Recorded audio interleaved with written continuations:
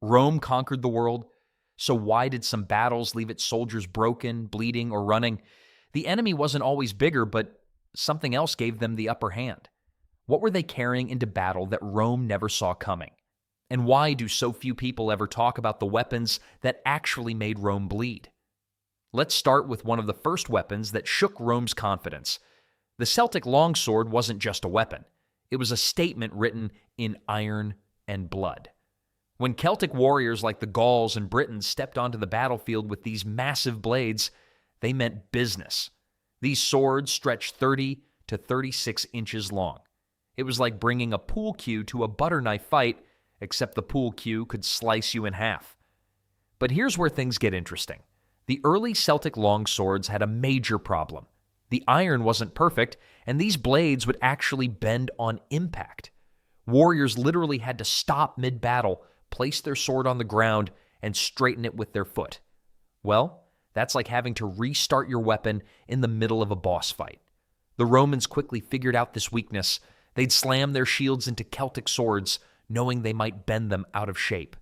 Then there was the design purpose. The Celts built these monsters for wide, devastating slashing attacks that could end a fight in seconds. These improved swords could break through shields and cut through limbs with enough force behind it.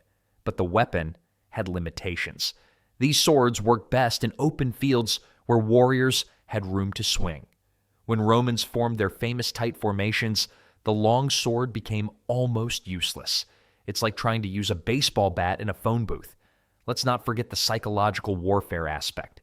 Facing a screaming Celtic warrior charging at you with a sword longer than your arm probably made many enemies reconsider their life choices. Speaking of weapons that struck fear into Roman hearts, something even more terrifying was brewing in the eastern waters. Greek fire wasn't actually Greek. It wasn't natural fire either. This mysterious weapon came from the eastern enemies of Rome, particularly during the Byzantine era. What made it absolutely deadly was its ability to burn on water and stick to whatever it touched. The delivery system was pure nightmare fuel.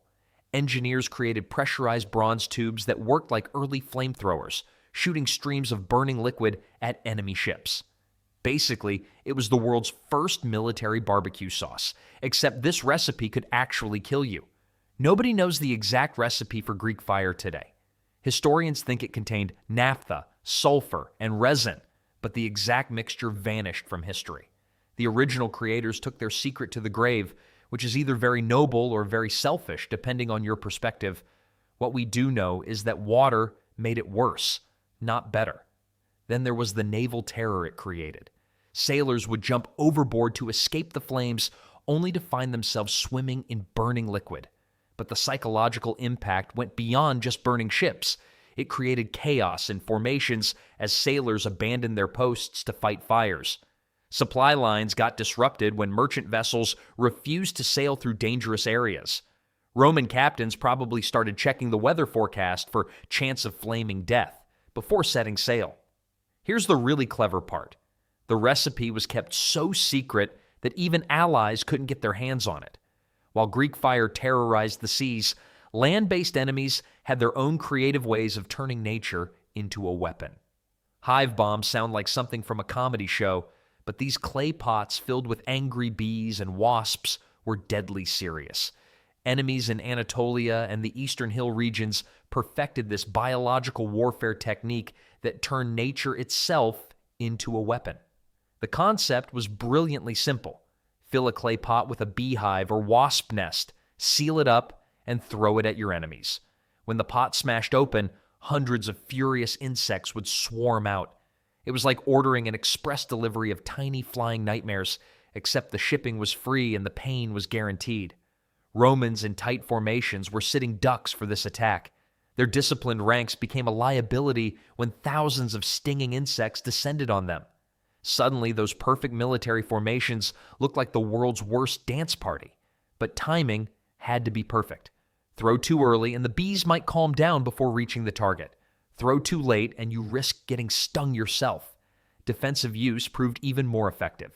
During sieges, defenders would drop hive bombs from castle walls onto attacking forces below. Try climbing a siege ladder while being attacked by hundreds of angry wasps. Then there was the multi-layered damage. Physical pain from the stings was just the beginning.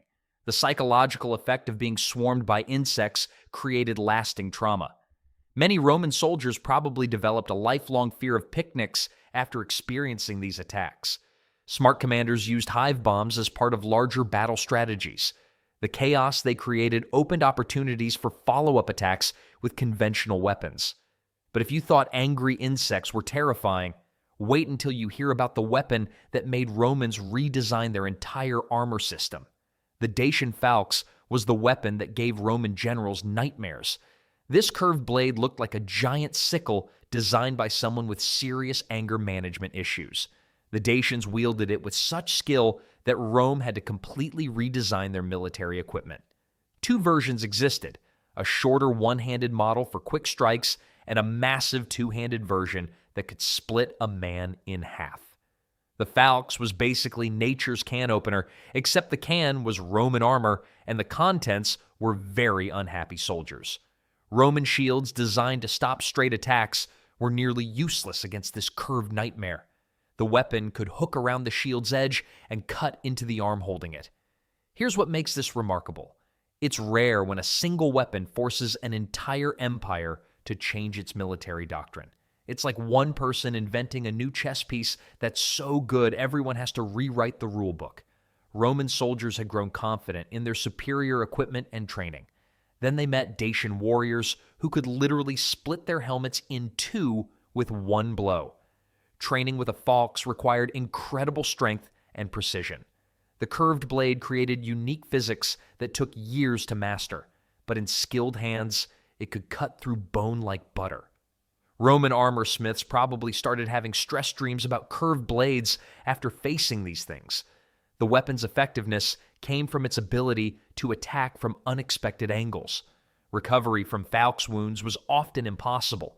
The curved blade created irregular cuts that were difficult for ancient medical techniques to treat. While the Dacians were perfecting their close combat blade work, other enemies were mastering weapons that could kill from incredible distances. The humble sling doesn't look like much threat at first glance. Just some leather or woven fibers formed into a pouch with two cords attached. But in the hands of a Balearic islander or Iberian warrior, this simple tool became a precision death machine. A skilled slinger could launch stones or specially crafted lead bullets at speeds exceeding 100 miles per hour. It was like having a sniper rifle powered by nothing but arm strength and a really bad attitude. The Balearic Islanders were so good with slings that they became mercenaries across the ancient world. Their reputation was so fearsome that enemies would sometimes retreat just from seeing them arrive. Apparently, having killed by flying rock on your tombstone wasn't very appealing. Then there was the creative ammunition. Simple stones worked fine, but lead bullets were the premium option. These bullets were shaped for better accuracy and devastating impact. Some even had inscriptions carved into them. Range made all the difference in ancient warfare. While Roman archers might hit targets at 150 meters, slingers could accurately strike at nearly 3 times that distance. But the training started incredibly young. Children in slinging cultures began practicing as soon as they could walk. By the time they were teenagers, they could probably knock a fly off a wall from across the street. Unlike archers, who needed expensive bows and arrows, slingers could find ammunition anywhere. Every battlefield was littered with potential projectiles. The whistle of incoming sling bullets created constant tension among Roman ranks. Lead bullets could fracture skulls even through helmets. The impact was so severe that many victims died instantly.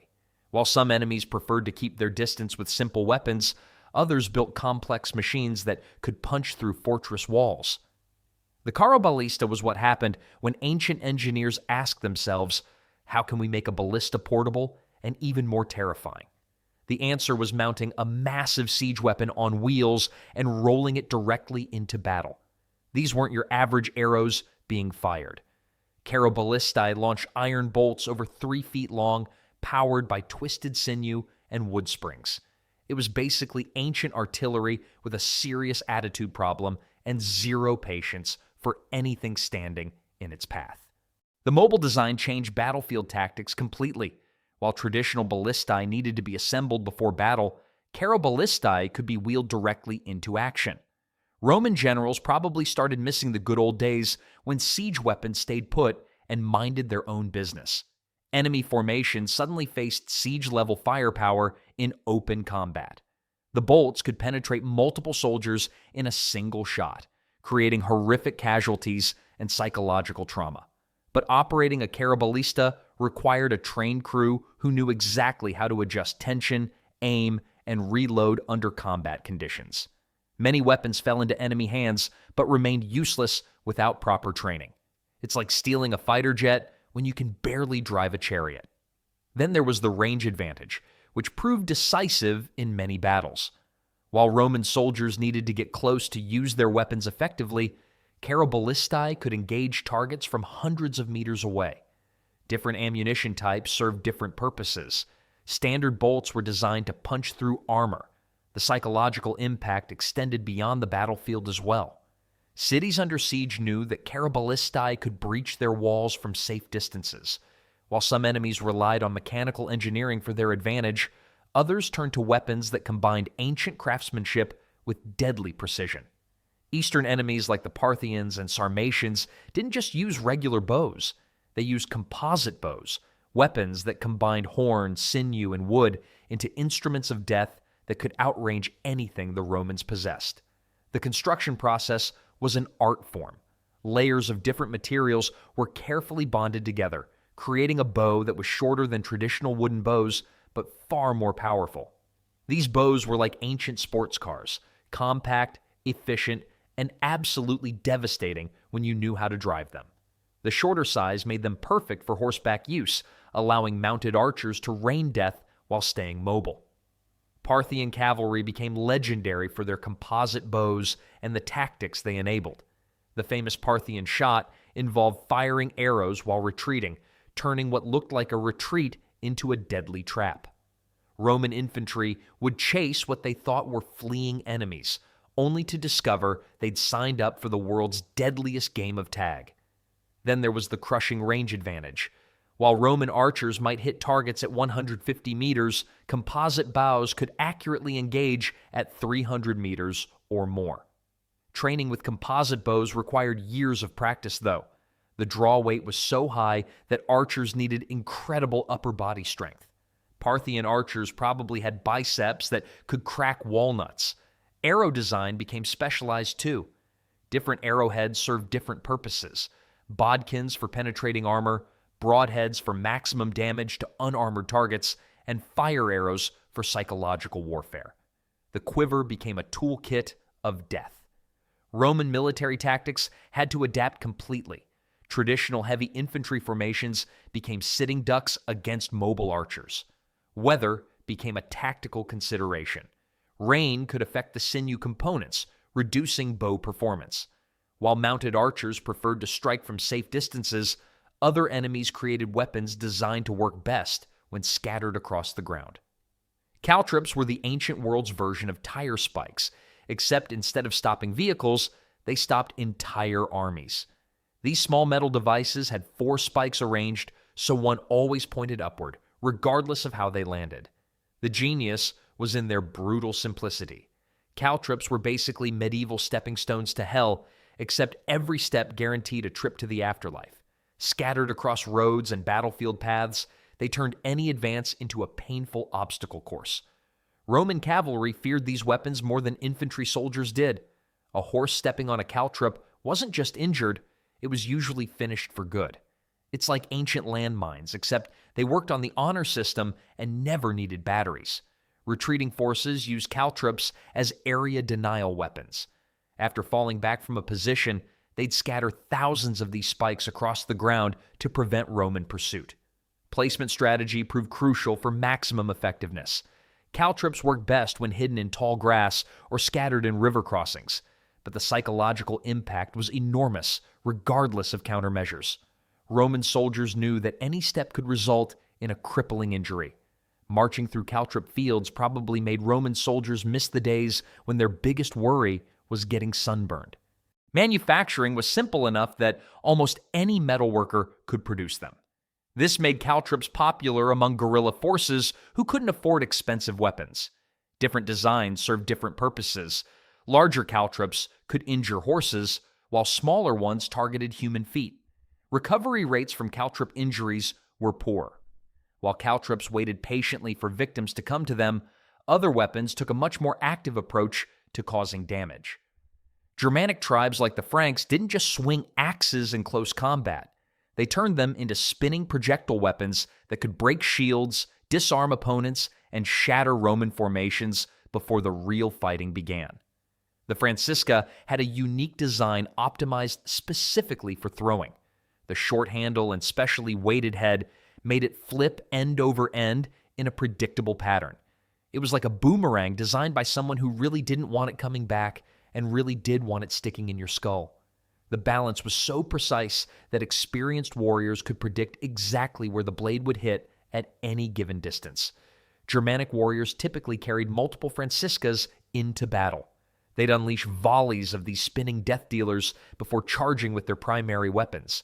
Facing a wall of whirling axes flying directly at your head was probably not covered in basic Roman military training. Shield walls, the foundation of Roman military tactics, became vulnerable to Francisca attacks. The axes could punch through wooden shields or hook over their edges to strike the men behind them. But training with Franciscas required understanding physics that most warriors never thought about. It's like learning to juggle, except if you mess up, someone dies. The weapons weren't just randomly thrown either. Germanic tactics involved coordinated volleys where dozens of warriors would release their Franciscas simultaneously. After the initial throw, warriors would advance and collect any Franciscas that had missed their targets. The axes were too valuable to abandon. The Francisca's effectiveness decreased at longer ranges, though. Beyond about 20 meters, the rotation became unpredictable, and accuracy dropped significantly. While some enemies preferred manufactured weapons of war, others discovered that the most deadly tools might already be sitting in their farm sheds. The war scythe proved that desperate people could turn absolutely anything into a weapon of war. What started as a simple farming tool for cutting grain became a deadly polearm that could slice through Roman infantry from a safe distance. Rural insurgents and rebels discovered that agricultural scythes needed only minor modifications to become effective battlefield weapons. The key was turning the curved blade outward instead of inward. It was like turning a butter knife into a medieval chainsaw, except the butter was Roman soldiers and nobody was asking for seconds. The long wooden handle gave peasant warriors reach advantages they'd never experienced before. This allowed them to strike at Roman infantry while staying relatively safe from counterattacks.